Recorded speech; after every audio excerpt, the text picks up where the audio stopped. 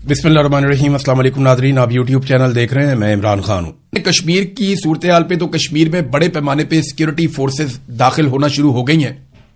उनकी वीडियोस आ रही हैं और वीडियोस के ऊपर जो लोग तबसरा कर रहे हैं वो तो मैं यहां बयान भी नहीं कर सकता। तो कश्मीरियों के अंदर एक नफरत की आग लगाई जा रही है। आपको याद होगा, ये जो कश्मीर से रिलेटेड अकाउंट्स हैं वो स्टेटमेंट निकाल कर चला भी रहे हैं और उसको बता भी रहे हैं कि मोहसिन नकवी ने डी चौक में 2024 में जब नवंबर में एहतजाज हो रहा था तो मोहसिन नकवी ने बतौर वजीर दाखिला डी चौक में खड़े होकर यह कहा था कि कश्मीरी जो हैं वो पाकिस्तान के आईनी शहरी नहीं है। अगर वो एहतजाज में आए तो ये रियासत पाकिस्तान पर हमला तस्वुर होगा और दहशतगर्दी की FIR काटी जाएंगी।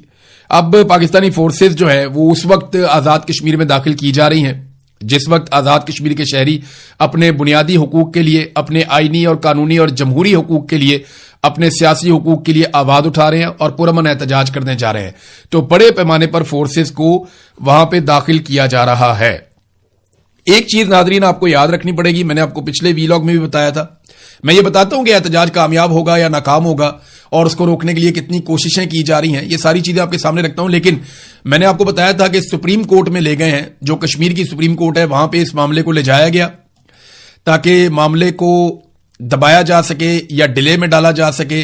जो एहतजाज की सूरत हाल आजाद कश्मीर के हवाले से है, अब उसमें जो सबसे मेन मुतालबा है वो 12 मुहाजिर नशिस्तों का है। मैंने आपको पहले भी बताया था जब पिछली मर्तबा यह एहतजाज हो रहा था कि हुकूमत शायद सारा कुछ मान जाए लेकिन ये 12 मुहाजिर नशिस्तों के मामले पे एस्टेब्लिशमेंट नहीं मानेगी, क्योंकि इन्हीं 12 बंदों के जरिए से वो पूरे आजाद कश्मीर को हमेशा से कंट्रोल करते आए हैं।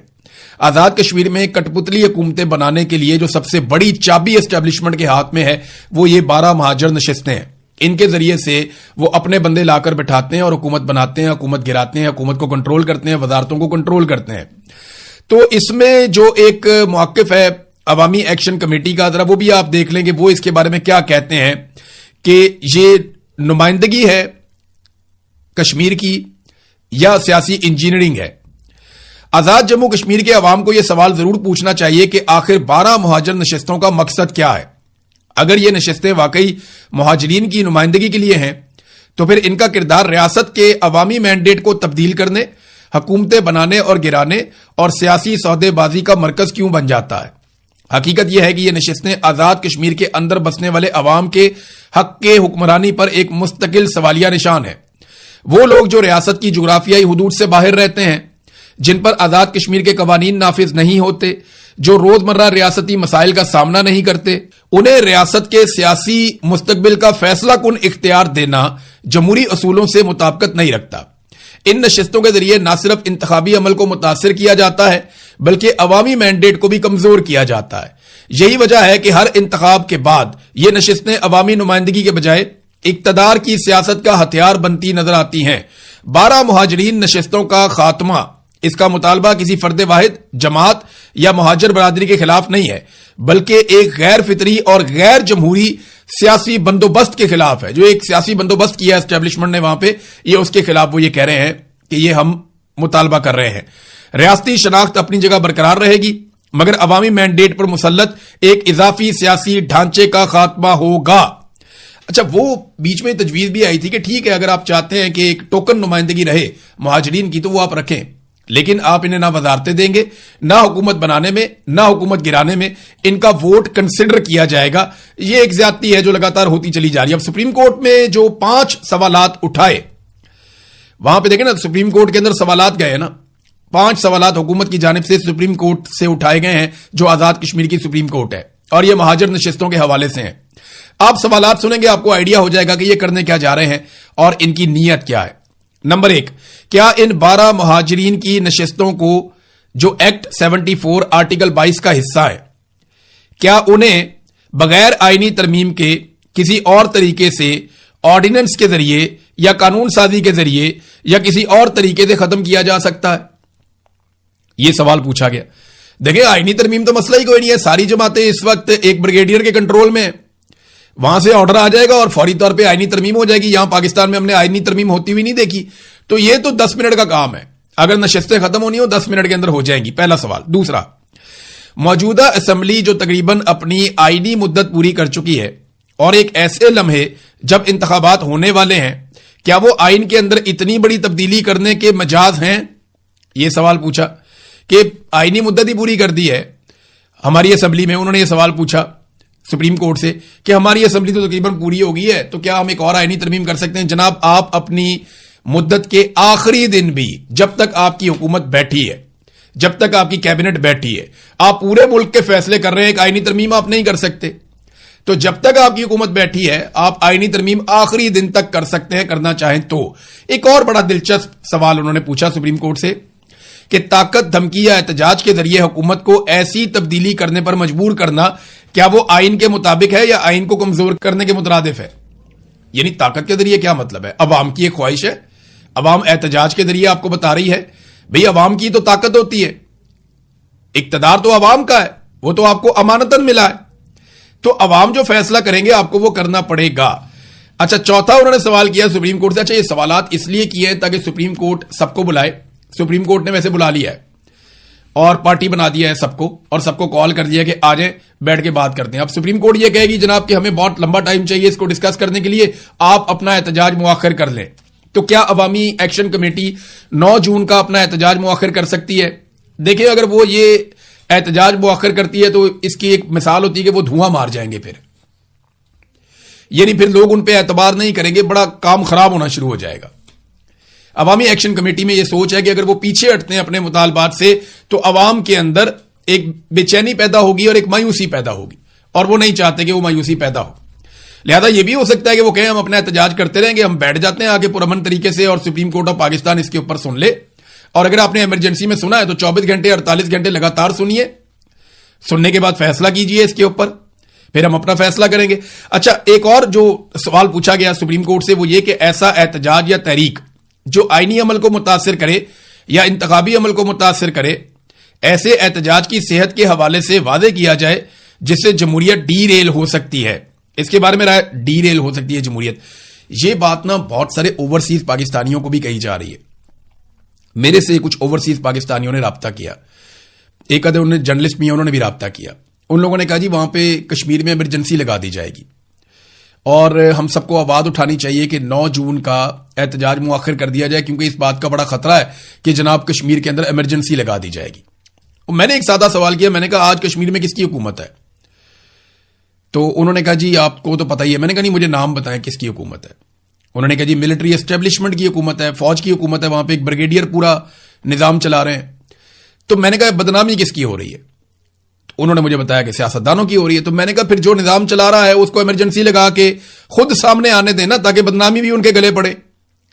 تو میری بات میں ان کو لاجک نظر آئی. دیکھیں بات سادی سی ہے، ابھی بھی کوئی جمہوریت نہیں ہے وہاں پہ. میں پاکستان میں جب کوئی کہتا ہے نا مارشل لا لگا دیں گے عاصم منیر صاحب، عمران خان صاحب کو میں نے یہ سوال بھی ایک دن کیا تھا تو انہوں نے کہا لگا دیں مارشل لا، جو پیچھے بیٹھ کے گیم ڈال رہا ہے سامنے آ کے کر لے.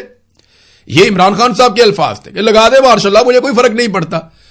جو پیچھے بیٹھ کے گیم ڈال رہا ہے وہ سامنے آ کر گیم ڈالے نا تاکہ اس کی شکل لوگ دیکھیں، لوگوں کو پتا چلے کہ بھئی یہ آدمی ذمہ دار ہے مہنگائی کے لیے، پریشانی کے لیے، غربت کے لیے، بے روزگاری کے لیے، حالات کی خرابی کے لیے، انسانی حقوق کی پامالیوں کے لیے جو ذمہ دار ہے وہ خود سامنے آ جائے. سیاستدانوں کو سامنے کر کے اب بہت سارے سیاستدان ہیں جن کی ڈیوٹی لگائی گئی ہے کہ آپ اوورسیز پاکستانیوں کو کنٹرول کریں اور لگاتار اوورسیز پاکستانیوں سے رابطے کیے جا رہے ہیں. انہیں کہا جا رہا ہے کہ آپ نے بالکل فنڈنگ نہیں کرنی، بالکل آواز نہیں اٹھانی، بلکہ آپ پوری کوشش کریں کہ 9 جون کا احتجاج کسی طریقے سے مؤخر کروایا جا سکے. اور مؤخر کرنے کی وجوہات جو ہے نا وہ 2-3 بتائی جا رہی. ایک یہ کہ ایمرجنسی لگا دی جائے گی، دوسری بتائی جا رہی ہے بہت بڑے پیمانے پر خون خرابہ کر دیا جائے گا کشمیر کے اندر، جتنے بڑے پیمانے پہ وہاں پہ سیکورٹی فورسز کو داخل کیا گیا ہے اور بہت سارے اداروں کو جو ہے وہ کہا گیا کہ آپ نے سٹینڈ بائی پہ رہنا ہے. تو یہ خوف پھیلایا جا رہا ہے اوورسیز پاکستانیوں میں. تو اوورسیز پاکستانیوں سے میری بات ہوئی، وہ خوفزدہ تو نہیں ہے لیکن ان کے بڑے کنسرنز ہیں. اب دیکھتے ہیں کہ جوائنٹ عوامی ایکشن کمیٹی کیا فیصلہ کرتی ہے. 5واں سوال انہوں نے پوچھا کیا یہ حکومت اور ریاستی اداروں پر ذمہ داری عائد ہوتی ہے کہ وہ انتخابات امن و امان اور آئینی پروسیس کو جاری رہنے کے عمل کو یقینی بنائیں؟ تشریح فرمائیں. حیران کن طور پر یہ سوال حکومت عدالت سے پوچھ رہی ہے. اب مجھے سمجھ نہیں آ رہی، آئین لکھا ہوا ہے، ہر چیز آئین میں پڑی ہوئی ہے، یہ جان بوجھ کے سپریم کورٹ آف پاکستان کے گلے میں ڈال رہے ہیں اور یہ عوامی جوائنٹ ایکشن کمیٹی کو یہ کہیں گے کہ جناب ہم نے کیونکہ اس کو ڈال دیا سپریم کورٹ آف پاکستان کے کورٹ میں تو آپ بھی وہاں پہ آ گئے، ہم بھی وہاں پہ آ گئے, سپریم کورٹ کے آرڈر کو آپ بھی مان لیں, ہم بھی مان لیتے ہیں, تو فیس سیونگ مل جائے گی سب کو. اب دیکھتے ہیں کہ اس کے اوپر یہ جوائنٹ عوامی ایکشن کمیٹی کا رد عمل کیا آتا ہے. اب کشمیر میں احتجاج کو کیا زبردستی طاقت سے روکا جا سکتا ہے؟ تو میرا جواب ہے کہ اگر کشمیری نکل آئے تو نہیں روکا جا سکتا. دیکھیں, اگر پورا کشمیر نکل آتا ہے نا, 45 لاکھ کی آبادی ہے کشمیر کی, اور اگر کشمیری لاکھوں کی تعداد میں نکل آتے ہیں نا, تو پھر ایک بھی گولی نہیں چلے گی, پھر ایک بھی ڈنڈا نہیں چلے گا, پھر کشمیریوں کی بات مانی جائے گی, وہ بات تسلیم کی جائے گی. لیکن اگر کشمیری تھوڑے تھوڑے نکلتے ہیں تو پھر آنسو گیس کی شیلنگ بھی ہوگی, مار کٹائی بھی ہوگی, ڈنڈا سوٹا بھی ہوگا, گولی بھی چل سکتی ہے, بندے شہید بھی ہو سکتے ہیں. اب یہ کشمیریوں پہ منحصر ہے کہ وہ اپنے حقوق حاصل کرنے کے لیے بغیر تشدد والا رستہ اختیار کرتے ہیں یا تشدد والا. اگر وہ سارے نکل آتے ہیں اور بڑی تعداد میں نکل آتے ہیں تو پھر تو کوئی تشدد کی گنجائش ہی نہیں ہے, پھر تو مطالبات تسلیم کیے جائیں گے. لیکن اگر وہ تھوڑی تھوڑی تعداد میں نکلتے ہیں, جیسے پاکستان میں لوگ یہ غلطی کرتے رہے ہیں, کبھی 50,000, کبھی 25,000, کبھی 1 لاکھ, جب وہ تھوڑی تھوڑی تعداد میں نکلتے ہیں تو پھر انہیں ملٹری اسٹیبلشمنٹ طاقت کے ذریعے سے کچل دیتی ہے. تو آبادی ہے جناب 45 لاکھ, کیا وہاں پہ ایمرجنسی لگائی جا سکتی ہے؟ تو میرا نہیں خیال کہ وہ اپنا کیس خراب کریں گے انٹرنیشنلی. ویسے پاکستان کی اسٹیبلشمنٹ کا پتہ بھی کوئی نہیں ہے, یہ کچھ بھی کر سکتے ہیں, اور ڈونلڈ ٹرمپ کی آشیرواد ہے جب تک عاصم منیر صاحب کے ساتھ, تو تب تک کچھ بھی ہو سکتا ہے. بہرحال پتہ کوئی نہیں کہ یہ ایمرجنسی لگا دیں, لیکن اگر لگا بھی دیں گے تو کیا ہوگا؟ ابھی بھی تو ایمرجنسی لگی ہوئی ہے. ساری چیزیں کون کنٹرول کر رہا ہے؟ ملٹری اسٹیبلشمنٹ کنٹرول کر رہی ہے, تو بعد میں بھی وہی کنٹرول کر رہے ہوں گے. تو اتنا کوئی فرق نہیں پڑے گا. ہاں, صرف یہ فرق پڑے گا سیاستدانوں کے منہ پہ جو کالک ملی جا رہی ہے, وہ کالک پھر ان کے منہ پر نہیں ملی جائے گی. آج مقابلہ اسٹیبلشمنٹ اور اینٹی اسٹیبلشمنٹ کے بیچ میں. ایک طرف وہ لوگ ہیں جو اسٹیبلشمنٹ کے ساتھ کھڑے ہیں, جو کہتے ہیں کہ ہم اسٹیبلشمنٹ کے ہاتھ مضبوط کریں گے. یہ وہ لوگ ہیں جو پاکستان کے فیصلے بند کمروں میں کرتے ہیں. یہ وہ لوگ ہیں جن کے فیصلوں کا خمیازہ پورا پاکستان آج تک بھگت رہا ہے. عام آدمی آگے نہیں نکل پاتا, پاکستان کے وسائل پہ قبضہ ہو چکا ہے. اور دوسری طرف وہ لوگ ہیں جو اینٹی اسٹیبلشمنٹ ہیں, جن کے دماغ میں آج کے دن میں کم سے کم یہ سوچ ہے کہ اسٹیبلشمنٹ جب تک پاکستان کو کنٹرول کرے گی, پاکستان آگے نہیں بڑھے گا.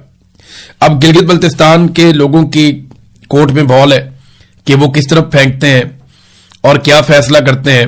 یہ کھیل اب آپ کے ہاتھ میں ہے. اچھی طرح کھیلیے جیسے آپ پولو کھیلتے ہیں, اور کھل کر کھیلیے. ناظرین, اب آ جائیں کشمیر والے معاملات میں. تو وہاں وہی ہوا جس کا ڈر تھا, گولی چل گئی. ایک نوجوان جو ہے وہ شہید ہو گیا. شہید نوجوان کا نام ہے شاذیب حبیب کشمیری. جو واقعہ رپورٹ ہوا ہے الگ الگ جگہوں سے, اس میں حکومتی ذرائع یہ کہتے ہیں کہ کھائی گلا کے قریب عمر نذیر کشمیری کے قافلے نے پولیس پر فائرنگ کی, حکومت یہ کہتی ہے. اور واقعے میں ایک شخص جاں بحق ہو گیا اور 2 پولیس اہلکار زخمی ہو گئے. جوائنٹ عوامی ایکشن کمیٹی کا موقف ہے کہ عمر نذیر کے قافلے پر پولیس کی جانب سے فائرنگ کی گئی.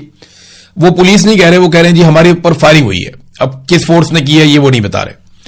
اور یہ ہمارے اوپر فائرنگ ہوئی, اس سے ایک شخص جاں بحق ہو گیا, جبکہ عمر نذیر جو بڑے سرگرم رہنما ہیں اس تحریک کے جوائنٹ عوامی ایکشن کمیٹی کے, انہوں نے تو اپنی ایک وصیت بھی لکھ کر دے رکھی ہے. اور یہ بہت جذباتی رہنما ہے, بہت سرگرم رہنما ہے. ان کو گرفتار کرنا بہت ضروری سمجھا جا رہا تھا اسٹیبلشمنٹ کی جانب سے کہ یہ بندہ پکڑ لو تو راولہ کوٹ کو شاید کنٹرول کیا جا سکتا ہے. وہ زخمی ہو گئے ہیں, وہ کس حالت میں ہیں اس کے بارے میں نہیں پتا. اور اس پہ ایک تصدیقی ویڈیو جاری کی ہے محمد ارباب ایڈوکیٹ نے, جو عوامی ایکشن کمیٹی کے کور کمیٹی کے ممبر ہیں. انہوں نے یہ کہا کہ ڈائریکٹ فائرنگ ہوئی ہے ان کے اوپر. اور اس کے علاوہ کچھ اکاؤنٹس نے یہ بھی کہا کہ جو راولہ کوٹ کے لوگ ہیں وہ مدد کے لیے پہنچے اور عمر نذیر کشمیری زخمی ہوئے ہیں, انہیں جو ہے وہ ریسکیو کیا جائے. شاذیب حبیب کشمیری کی میت لے کر آزاد کشمیر کے لوگ سی ایم ایچ کی طرف چلے گئے اور سی ایم ایچ کے باہر جمع ہو گئے. سی ایم ایچ کو بند کر دیا گیا اندر سے, اور وہاں پہ بہت بڑی تعداد میں لوگ باہر کھڑے تھے. رات کو جو میں نے مناظر دیکھے تو کشمیری جو ہے وہاں پہ تل دھرنے کی جگہ نہیں تھی, اور وہ شاذیب حبیب کشمیری کی لاش لے کر, جو نوجوان شہید ہو گیا اس انسیڈنٹ میں, وہ وہاں پہنچ گئے ہیں. تو وہی واقعہ ہوا جس کا ڈر تھا, فائرنگ کا ایک واقعہ ہو گیا. اس طرح حالات خراب ہو جاتے ہیں. ایک جگہ فائرنگ ہوتی ہے, ایک چنگاری جلتی ہے اور آگ لگ جاتی ہے. حکومت کو اب بھی ہوش کے ناخن لینے چاہیے. لیکن ایک اور عجیب بات جو کی گئی وہ یہ ہے کہ جوائنٹ عوامی ایکشن کمیٹی کو کالعدم قرار دے دیا گیا.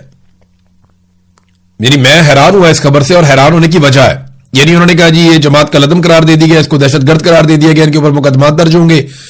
اور ان کے ساتھ جناب کوئی کارروائی نہیں ہوگی، یہ غدار ہیں پاکستان کے. یہ سلسلہ شروع ہوا تھا 24 گھنٹے پہلے کالعدم قرار دینے سے، جب ملٹری اسٹیبلشمنٹ سے جڑے ہوئے سوشل میڈیا کے اکاؤنٹس، اور یہ بڑے نامی گرامی اکاؤنٹس ہیں، سب جانتے ہیں کہ یہ پاکستان کی ملٹری اسٹیبلشمنٹ کے ہیں، اور انہیں بعض لوگ تو یہ دعویٰ کرتے ہیں کہ فوجی افسران خود چلاتے ہیں. وہاں سے جوائنٹ عوامی ایکشن کمیٹی کے لوگوں کو غدار کہنا شروع کیا گیا، انہیں انڈیا کے ایجنٹ کہنا شروع کیا گیا. میں نے اس کی مذمت کی، اس کے اوپر سب نے مذمت کی، ہم نے بات چیت بھی کی، لیکن اس کے بعد فوری طور پہ اب کالعدم قرار دے دیا گیا. آزاد کشمیر کی حکومت نے جوائنٹ عوامی ایکشن کمیٹی کو کالعدم قرار دے دیا اور ان کا نام فرسٹ شیڈول میں شامل کر دیا ہے. اور اس کے ساتھ ساتھ نوٹیفیکیشن اس کا جاری کرنے کے بعد کہا گیا کہ جموں کشمیر جوائنٹ عوامی ایکشن کمیٹی پر پابندی عائد کر دی گئی ہے. Jammu Kashmir action committee, joint عوامی ایکشن کمیٹی اور عوامی ایکشن کمیٹی کے ناموں سے کام کرنے والی تنظیم کو فرسٹ شیڈول میں شامل کر دیا گیا ہے. محکمہ داخلہ آزاد کشمیر کے مطابق تنظیم کو آزاد جموں اور کشمیر انسداد دہشت گردی ایکٹ 2014 کے تحت کالعدم قرار دیا گیا. نوٹیفیکیشن کے مطابق صدر آزاد جموں اور کشمیر نے